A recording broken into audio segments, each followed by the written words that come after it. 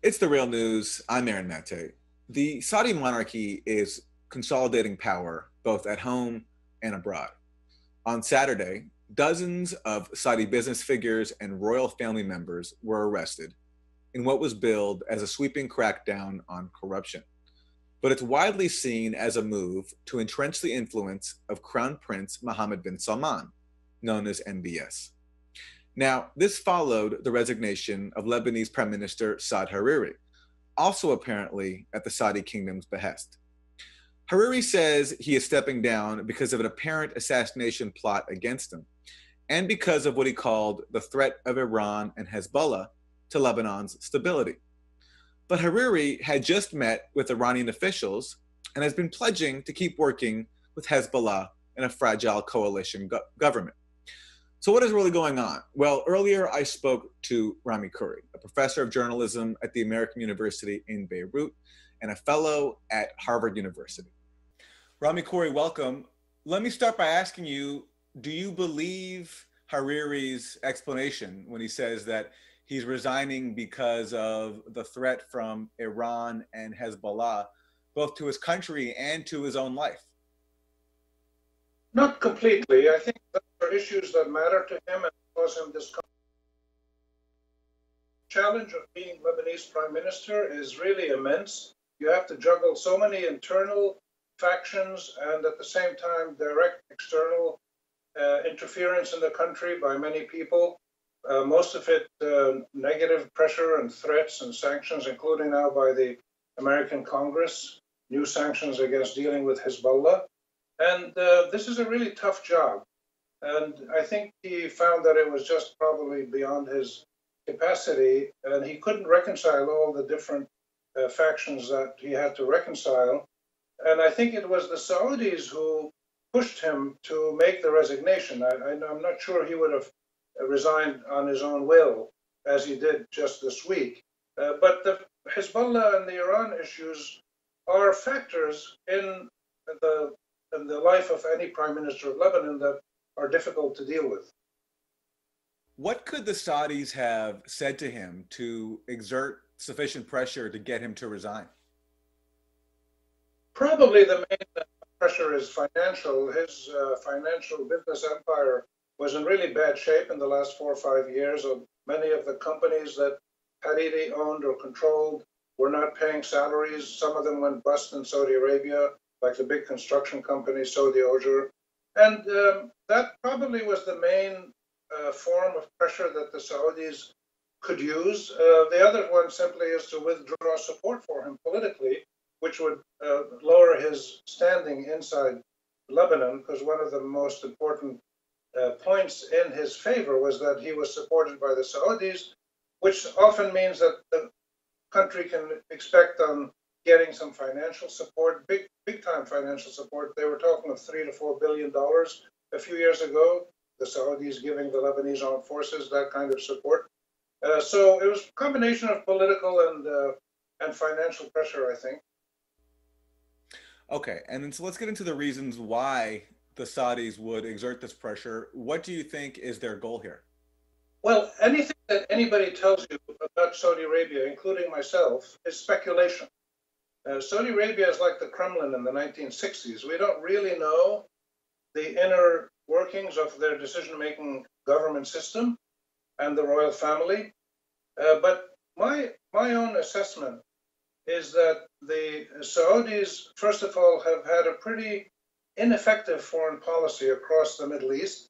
Broadly speaking, they've been not very effective and in some cases incompetent and in some cases counterproductive. For instance, the war in Yemen, the boycott and sanctions of Qatar, the supporting the opposition to overthrow the government in Syria, and now in Lebanon, they haven't really succeeded in any of their policies regionally, and some of them have backfired, so that if they are trying to weaken Iran's regional links with Arab countries or groups, the exact opposite has happened, including now in Yemen, where the Iranians are more involved with the Houthis than they were 3 years ago when the war started. So I think it's a desperate, frantic search by the new leadership of Mohammed bin Salman, the crown prince who is effectively running the country. It's a desperate search to do two things: to show their power and assert their resolute insistence on using their power to achieve goals that would serve the national interest of Saudi Arabia, and send a message to everybody around the region and the world that Saudi Arabia is tough, it has assets to use, it has power, it will use that power unilaterally, even to make war if need be, and it will take charge of protecting its national interest. This is how the Saudis see it. They see their national interest as threatened by many trends in the region, including democracy breaking out in some countries, mass political activism, protests that overthrew some regimes, Muslim Brothers coming to power legitimately as they did in Egypt, the Americans and others signing agreements with Iran. All of these things scare the Saudis and the Emiratis and some other conservative Arab leaders.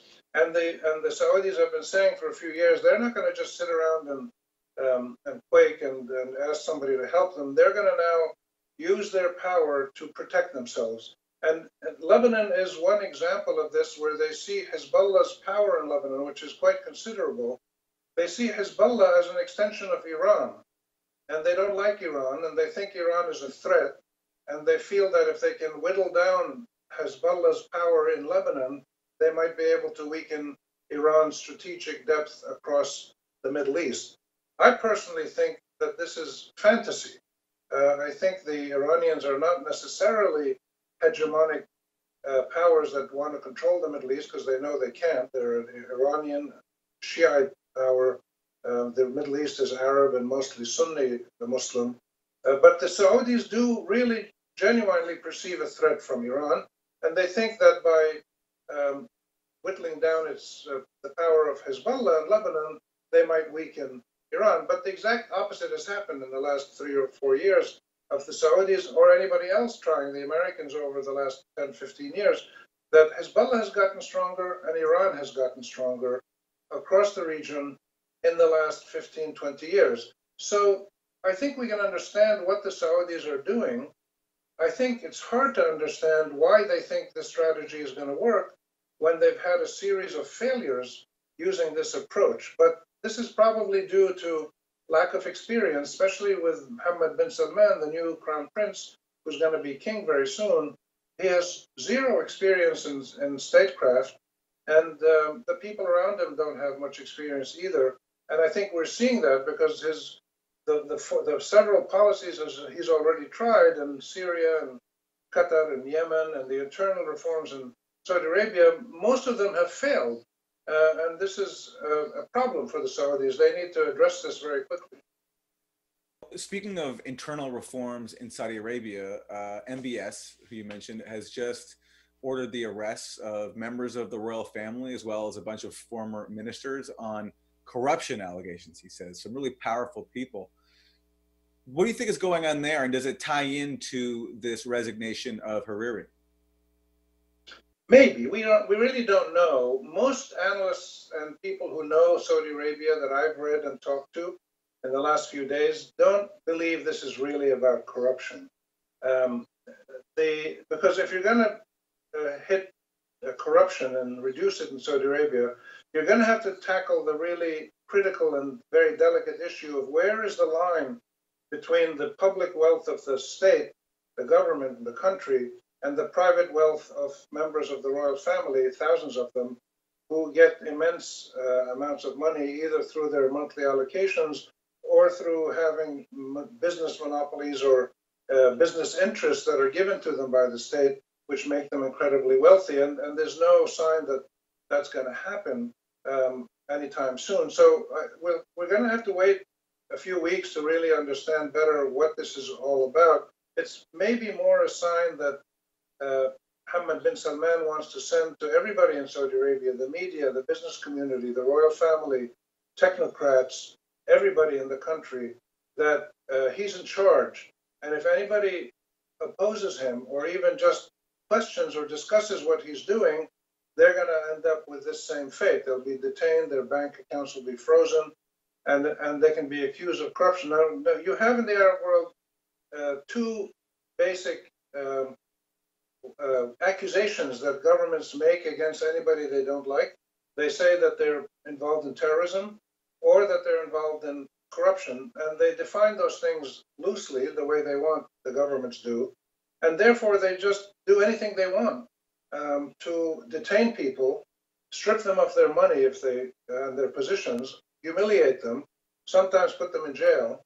And this is a way to intimidate other people in society. It's not clear yet in Saudi Arabia where is the actual middle ground of what Mohammed bin Salman is doing. Are the corruption accusations just a fig leaf for a power grab that he's doing? Is he trying to eliminate every possible source of not only opposition, but even independent wealth and power in the country so that nobody can stand in his way to remake Saudi Arabia in the image that he wants to remake it? Or is this genuinely the beginning of a move to fight corruption by starting with the wealthiest people, setting an example possibly, and then moving on to other people? But I really don't know. I don't think anybody knows, but it's one of those two things. Right. Okay. So back to Lebanon. So now a new coalition government has to be formed under Lebanon's complex rules that allow for equal representation for the three main ethnic communities in Lebanon. What do you expect to happen with that? And let me also ask you, you mentioned earlier that Hezbollah strength has grown in recent years. Do you think that ahead of the general election in Lebanon next year, that this move will strengthen them even more? Maybe, yeah. I'm generally hesitant to predict the future, especially in the Arab world. But what's clear is that Hezbollah over the last 15 years or so has significantly increased both its military power and its political standing within the country, within Lebanon. So, for instance, Hezbollah now is closely allied to the president, Michel Aoun, and therefore has, unusually strong capacities to influence policies. They can block anything in the country that they don't like through the constitutional parliamentary system or through the cabinet. And so if they pursue policies that are seen by a majority of Lebanese to be useful to the state and improve people's lives, then yes, they will keep growing in power. If they're seen to be destructive and creating problems and chaos and violence and warfare, then they will drop in popularity. In the final analysis, they cannot impose themselves by force on the Lebanese people. They might try that one day, but they would certainly get a lot of resistance if they did. So they have to play the political game, which they've done reasonably well so far, but they've done it from a position of immense strength because they're critical for the consensus policy making that is applied in Lebanon. And they're also absolutely critical for the national security of the country. They've worked very closely with their own forces and the police and the intelligence to beat back the wave of threats coming from Islamist radicals, from Islamic State or Hariri al-Sham or the Al-Qaeda guys in Syria and Salafi groups like that. And they are very, very important militarily and now politically as well. And whether they grow in strength or drop in strength is going to depend a lot on how they perform, how they use their power, and how the opposition performs. If the opposition remains splintered as it is now, their coalition with Michel Aoun, the president, who has the biggest group of Christian politicians or political forces in the country, if that coalition will dominate everything in Lebanon for years to come, if the opposition remains splintered. And one of the problems Hariri had was that he was gradually overseeing the fracturing of the Sunni. The integrity of the Sunni community in Lebanon was fracturing into smaller and smaller groups, and Sunnis, many were opposing him and challenging him, mainly because they saw him as an ineffective leader. And that's possibly one of the reasons that he was brought down. It's possible that Saudis might have seen that he was not able to revive and unite the Sunnis in Lebanon, which would have been an important political gain for Saudi Arabia in countering or checking Hezbollah. So maybe they felt that it's time to find somebody else, but that's not easy to do, and this is the challenge that the President Michel Aoun has now. We'll leave it there. Rami Khouri, professor of journalism at the American University of Beirut, also a senior non-resident fellow at Harvard University. Thank you. Thanks for having me. And thank you for joining us on The Real News.